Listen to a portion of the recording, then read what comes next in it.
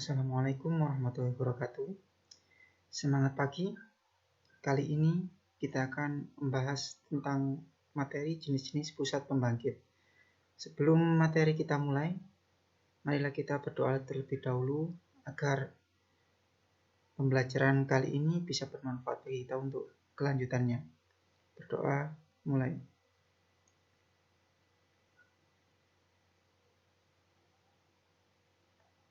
Doa selesai. Nah, untuk materi kali ini kita akan membahas jenis-jenis pusat pembangkit.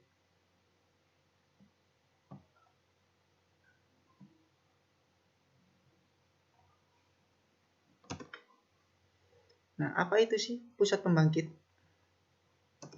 Nah, di sini dijelaskan pusat pembangkit itu merupakan tempat di mana listrik akan dihasilkan. Jadi listrik yang ada di rumahmu itu dihasilkan di pusat pembangkit, seperti itu. Merupakan tempat di mana ada sebuah sistem untuk membangkitkan energi listrik secara massal untuk dikomersilkan. Jadi pusat pembangkit itu membangkitkan energi listrik bertujuan untuk diperjualbelikan atau dikomersilkan kepada masyarakat-masyarakat di daerah tersebut.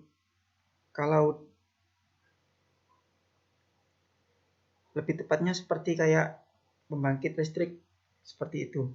Ya, dibagikan, didistribusikan hingga ke rumah-rumah kalian. Kemudian jenis-jenis pusat pembangkit. Nah, jenis-jenis ini meliputi yang pertama pusat pembangkit tenaga termo. Maksudnya bagaimana? Kemudian yang kedua pusat pembangkit tenaga hidro. Apa itu? Apa kalian sudah pernah mendengar istilah-istilah ini? Kemudian yang ketiga pusat pembangkit tenaga aero. Nah, dari jenis-jenis pusat pembangkit ini akan kita bahas di selanjutnya.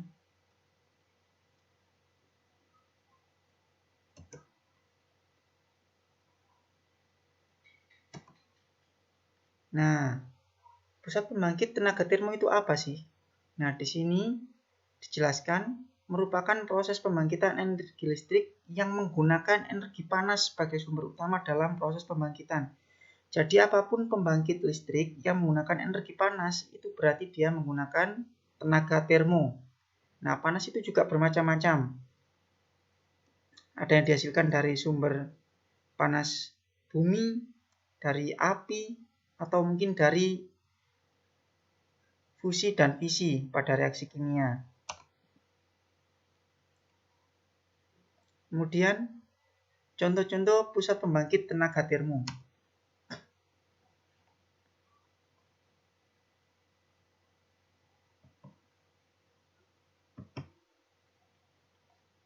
Nah, di sini ada 6. Yang pertama PLTU. PLTU ini pembangkit listrik tenaga uap. Nah, di sini kok tidak ada yang panas?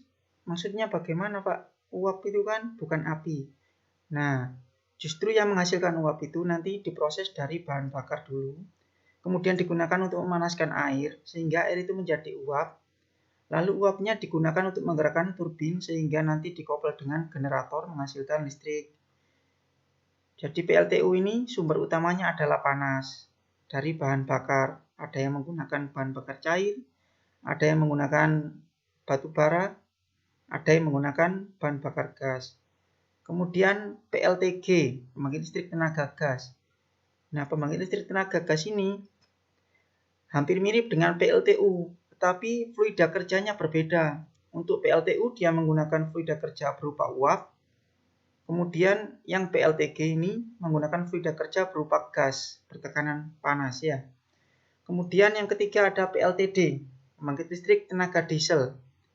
Nah, sebenarnya diesel atau motor bakar itu dia itu mampu bekerja ketika ada bahan bakar yang sudah direaksikan dengan pembakaran pada ruang bakar motor atau diesel, sehingga nanti dapat menghasilkan energi mekanik berupa putaran. Dari energi putaran tersebut akan dikoppel dengan menggunakan generator, sehingga nanti generator mampu menghasilkan energi listrik. Nah, sehingga PLTD dikategorikan sebagai jenis pembangkit tenaga termo. Kemudian yang keempat, ini ada PLTN. Maaf ya, tidak kelihatan. PLTN ini merupakan pembangkit listrik tenaga nuklir. Nuklir itu bagaimana? Di sini nuklir itu menggunakan reaksi kimia ya. Ada reaksi fisi dan juga reaksi fusi. Lebih lengkapnya nanti bisa dipelajari di mata pelajaran kimia. Nah, saya jelaskan secara sederhana saja. Reaksi fisi itu merupakan reaksi pembelahan dari sebuah partikel elektron yang ada pada bahan kimia. Nah, dari pembelahan tersebut nanti direaksikan kembali menjadi reaksi fusi. Setelah terpisah, kemudian digabungkan lagi menjadi unsur kimia. Nah, seperti itu terus prosesnya sehingga menimbulkan panas. Nah, akhirnya panas tersebut digunakan untuk memanaskan air, sehingga nanti air tersebut menjadi uap dan digunakan untuk menggerakkan turbin yang dikoppel dengan generator. Secara sederhana, PLTU sama PLTN ini mirip ya, cuma panasnya yang diambil ini berbeda. Kalau PLTU dari bahan bakar, kalau PLTN itu dari reaksi kimia atau reaksi nuklir. Kemudian ada PLTGU. Nah, ini ada yang baru ya, namanya PLTGU, pembangkit listrik tenaga gas uap. Bukan berarti gas dan uap dicampur, akan tetapi ini merupakan PLTU, kemudian residual uapnya di-recycle atau di-recovery lagi untuk digunakan memanaskan PLTG, sehingga tidak terbuang sia-sia. Contohnya ada di Gresik sini sendiri ada. Di PJB Gresik itu dia menggunakan PLTGU. Jadi ketika terjadi beban puncak, pada unit PLTG-nya ini dia akan dioperasikan untuk mengatasi lonjakan beban puncak pada saat itu. Pada saat biasa-biasa PLTG-nya akan dimatikan, yang dioperasikan hanya PLTU-nya saja seperti itu. Kemudian yang keenam ini ada PLTP. Apa itu PLTP? Pembangkit listrik tenaga panas bumi. Jadi PLTP ini pembangkit yang menggunakan uap juga, akan tetapi dia tidak mempunyai ketel atau tempat pembakaran. Nah, terus bagaimana uapnya didapat? Uapnya itu didapat dari dalam bumi. Jadi dalam lapisan bumi, lempengan bumi yang ada geotermalnya atau panas bumi. Di situ akan diinjeksikan air. Nah, di sisi lain, air tersebut akan menjadi uap. Uap tersebut yang akan digunakan pada proses pembangkitan energi listrik pada PLTP. Seperti itu.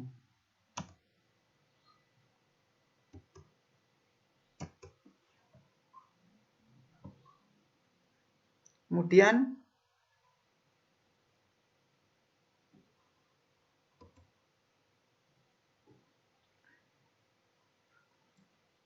yang selanjutnya, apa itu pusat pembangkit tenaga hidro?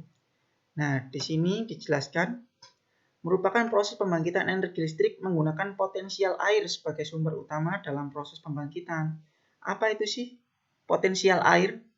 Jadi ketika ada air yang berdiam dalam suatu wadah, dia itu memiliki yang namanya energi potensial atau tekanan.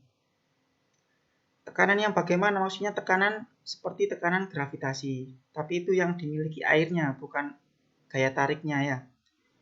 Nah, ketika air memiliki ketinggian tertentu, kemudian dijatuhkan ke bawah, itu dia akan memiliki namanya energi potensial air, kemudian menjadi pergerakan kinetik, kemudian nanti akan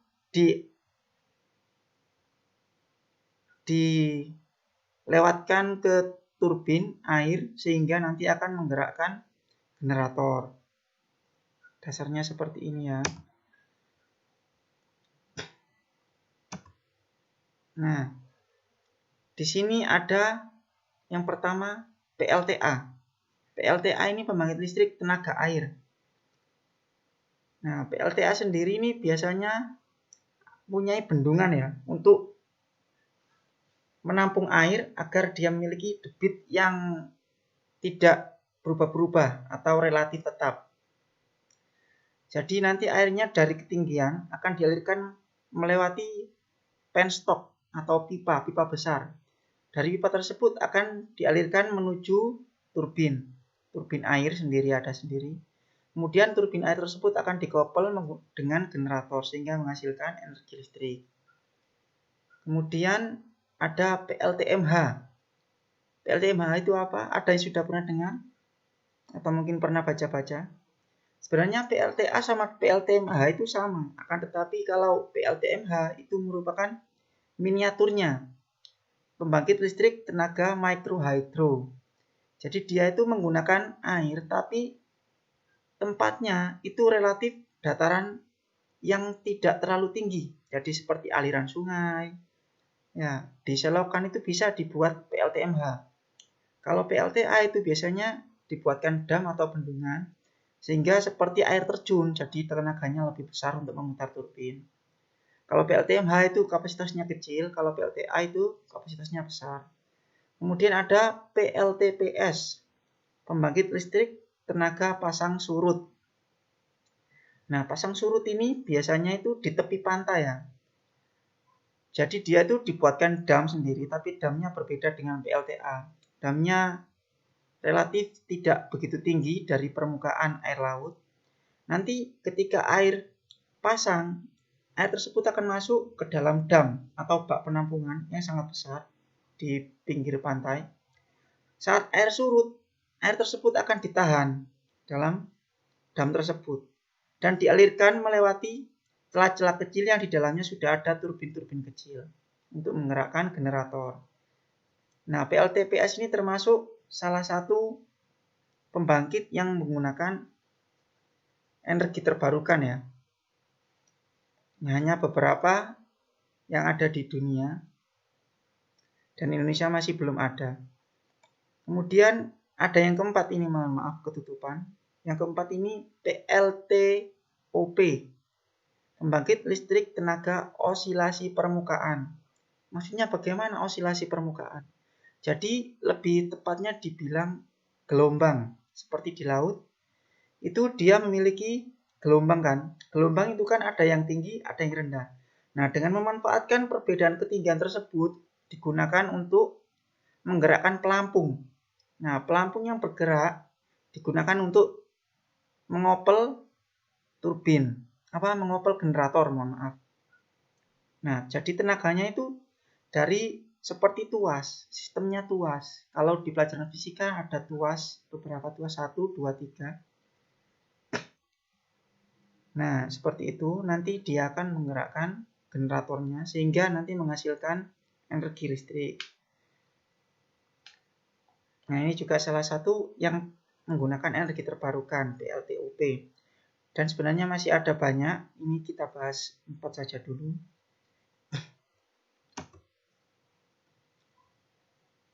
Kemudian ada lagi, pusat pembangkit tenaga aero. Nah, apa itu tenaga aero? Nah, ini merupakan proses pembangkitan energi listrik menggunakan kinetik udara atau angin.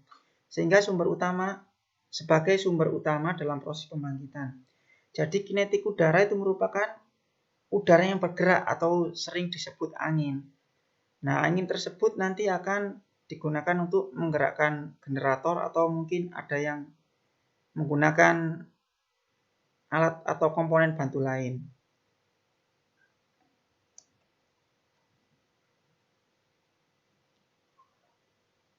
Nah, di sini contohnya saya ambil 2. Yang pertama PLTB, yang kedua wind belt. PLTB itu apa? Pembangkit listrik tenaga bayu. Nah, kenapa kok tidak menggunakan angin? Nah, karena nanti dikhawatirkan ada kekeliruan dalam penafsiran singkatan karena akan sama dengan PLTA. Nah, PLTB ini ada 2 versi, ada yang versi horizontal, ada yang versi vertikal. Maksudnya bagaimana? Jadi kalau versi vertikal itu dia baling-balingnya itu dia menghadap lurus sumbunya porosnya itu ke atas. Jadi perputarannya akan berotasi ke samping. Kalau yang horizontal, dia itu sumbu atau poros baling-balingnya itu menggunakan sumbu horizontal. Jadi dia pergerakannya seperti jarum jamnya. Bisa dilihat di pembangkit-pembangkit itu rata-rata kalau pembangkit tenaga angin atau bayu itu rata-rata menggunakan yang versi horizontal karena dia menggunakan udaranya tidak bergerak-gerak. Bukan bergerak-gerak tapi mengikuti aliran udara. Biasanya seperti baling-baling besar, kemudian ada standnya atau tiang. Nah, seperti itu. Kemudian ada yang terbarukan namanya wind belt. Jadi nanti kalau wind belt itu dia tidak memakai baling-baling, akan tetapi menggunakan pita. Bagaimana cara kerjanya? Jadi pita itu kalau terkena angin, hembusan angin, pita tersebut akan mengalami getaran atau timbul frekuensi. Nah, di ujung-ujung pitanya diberikan atau ditempelkan magnet dan koil agar magnet tersebut bergerak ditempel di pitanya. Nah, koil tersebut akan merespon pergerakan medan magnet dari magnet yang ditempelkan di pita tersebut. Akhirnya timbullah GGL. Nah, ini bisa kalian pelajari atau browsing-browsing bagaimana bentuknya wind belt itu. Nah, sekian untuk materi kali ini. Sebelumnya saya mohon maaf apabila ada penjelasan yang kurang jelas. Nanti mungkin lebih jelasnya bisa ditanyakan di kolom chat. Atau nanti setelah pelajaran ini berakhir, kalian bisa browsing mengenai jenis-jenis pusat pembangkit. Nah, bisa kalian pelajari sendiri. Jika nanti setelah browsing masih menemui masalah, bisa kalian tanyakan ke guru pengampu masing-masing. Saya akhiri. Assalamualaikum warahmatullahi wabarakatuh. Tetap jaga kesehatan, patuhi selalu protokol kesehatan dalam kegiatan sehari-hari. Semoga kalian sehat selalu. Semangat terus belajar.